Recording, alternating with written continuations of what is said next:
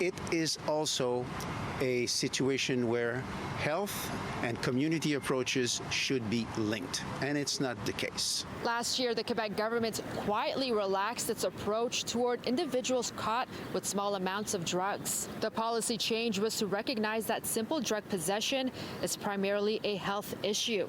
Therefore, in April of 2023, the province's Justice Ministry recommended that simple drug possession cases should only be prosecuted when there is a public safety risk, such as involvement in organized crime, violence, or when minors are present. However, this policy change was never publicly announced and was only reported last week by Le Devoir. But the notice doesn't reflect that.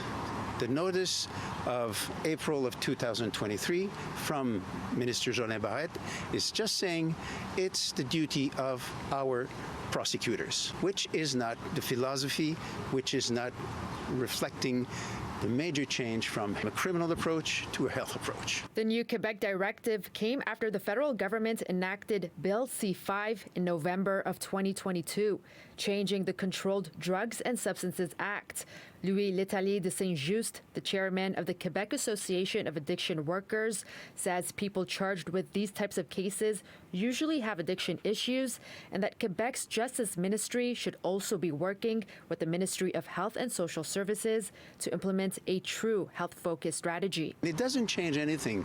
On the field, police officers, this notice doesn't change anything at all. Both the spokesperson from Quebec's Ministry of Justice and Montreal Police confirmed to City News that the policy change does not affect current policing practices. If they're not going to be prosecuted, they should stop wasting their time. Quebec criminal defense lawyer Roberta Harthel-Côté says the new policy could ease the burden on the justice system, but if police practices remain unchanged, it could end up being ineffective. It's not really beneficial for anybody. It's not beneficial for the system.